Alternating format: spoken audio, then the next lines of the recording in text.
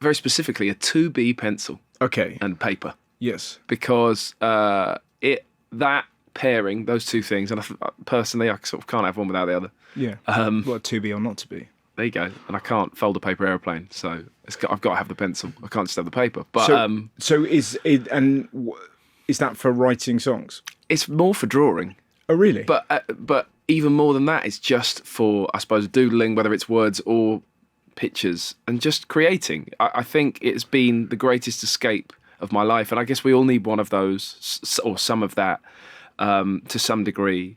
But and I'm sure, it's very easy to get quite sort of existential crisis about all of this. But and I'll try my best not to. But I've always had it and used it, and it's sort of one of my earliest memories is doodling and scribbling and drawing and trying to get likenesses. That's a thing when I'm drawing. I don't just sort of do like a little doodly cartoon. I'll sort of see someone or think of someone and try and capture them somehow, which just feels like it's got something to do with sort of connection for me. But it was always a place to kind of run away to if I needed to or wanted to when I was a kid, which sort of connects in my mind to the importance for creatives of idle time.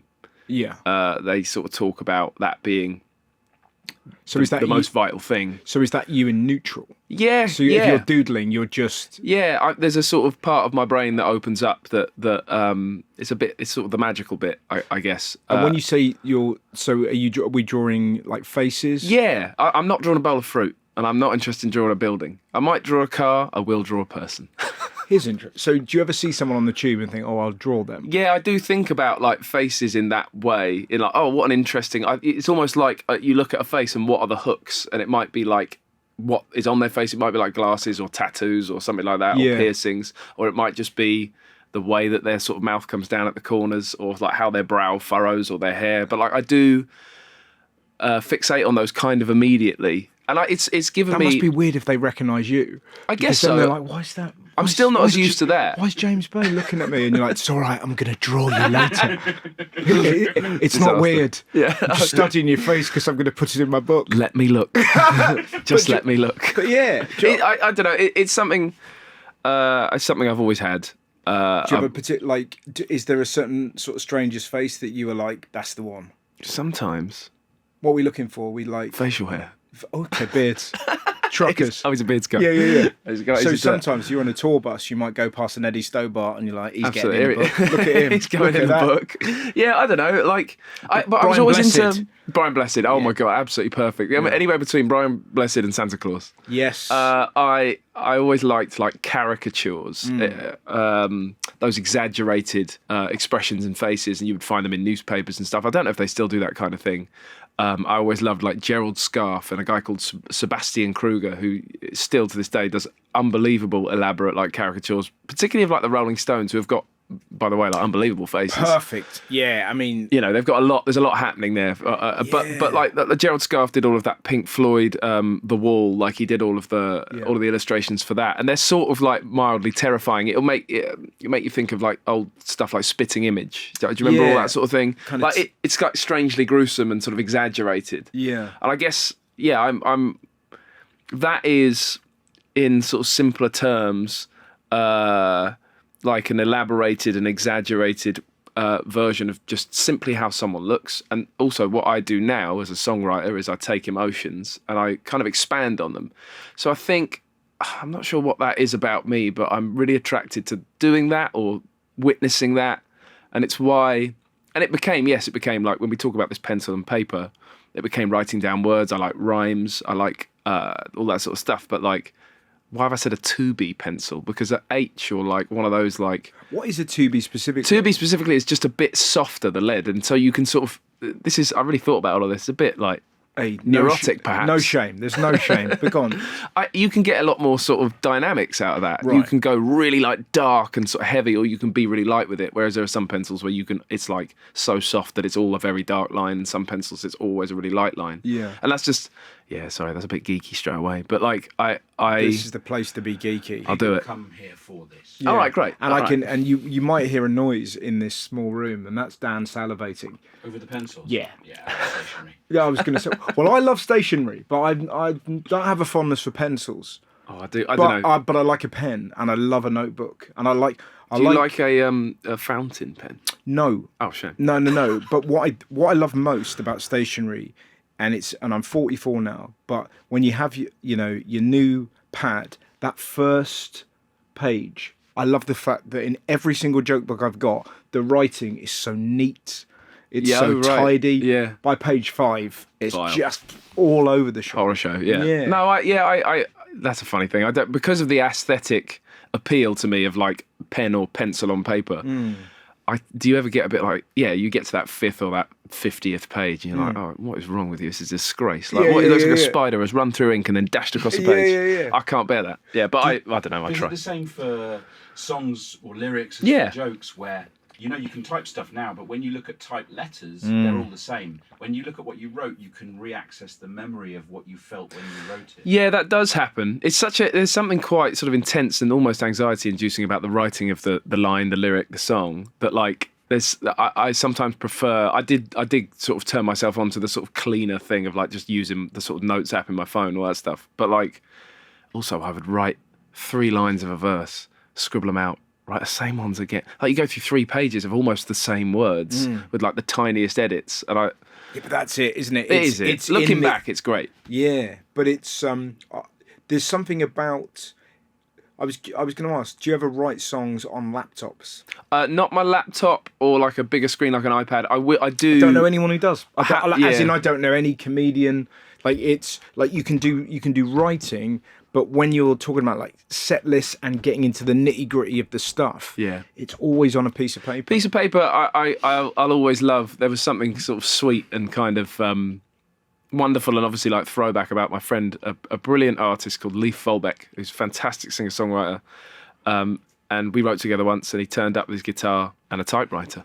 Okay. And like, he would laugh with me when we both examined the potential that was perhaps bordering pretentious. But also, Leif, it was wonderful. Yeah, it must have taken a bloody long time to do it though. But something about it was What really we nice. holding back? The river. Ah, mate. Can it not be something quicker? yeah, exactly. Tipex. yeah, Tipex. Yeah, no, I don't know. But you know what? Actually, in a creative setting and in a writing environment, he kind of surprised the room. It was only me and him, but like when you have the unexpected sort of things happen, they always inspire one way or another. Yeah. And I don't know.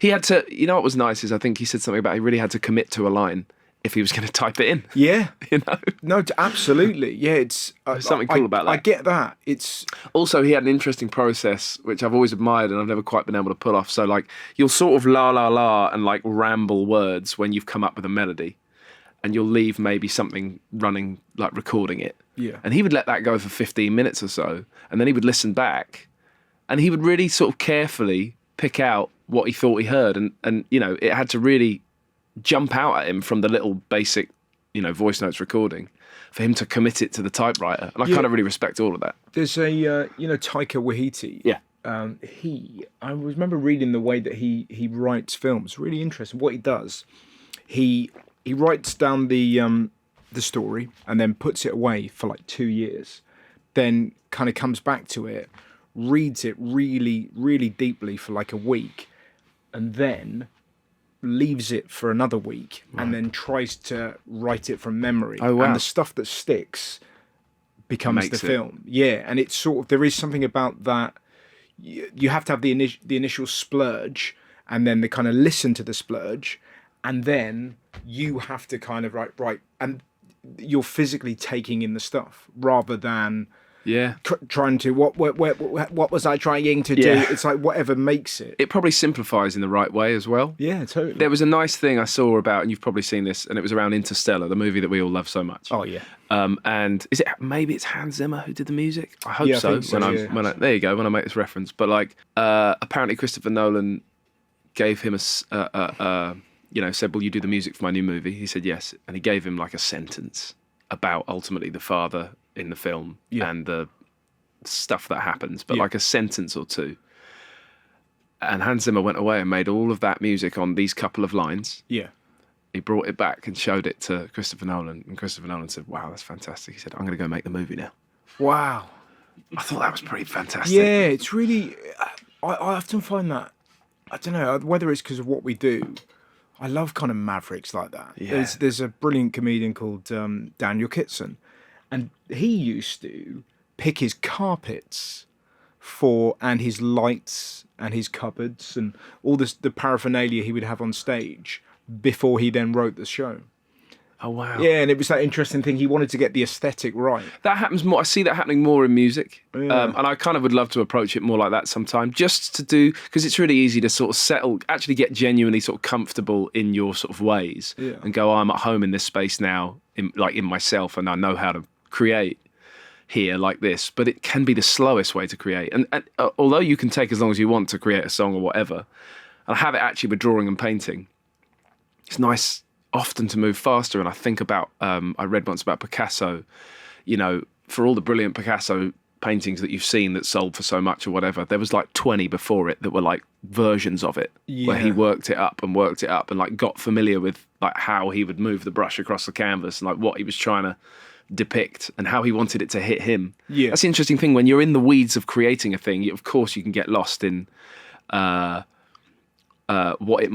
what the first impression of it might be to someone else. And that's my favourite thing, I think, about drawing. And drawing, by the way, came first for me. I was a kid before I picked up an instrument. One of my earliest memories is like visually like creating. Oh, okay. My mum particularly, but both my parents have got big interest in that kind of thing. But my mum also sort of drew for a job for a little time. And yeah, you can get lost in like first impressions. So I'm painting more and more recently. And for whatever I'm going for, I will catch myself, I'll stop and I'll leave and I'll come back in some amount of time, whether it's half an hour or longer. And I'll really listen to how it makes me feel in the first instant. Okay. Because like, if I'm in any way sort of gutted, I get better at accepting that and just going again. Okay. It's like nicer. It is more freeing to do that than to sort of plow everything into the hopes and sort of dreams of one outcome of one thing. Do you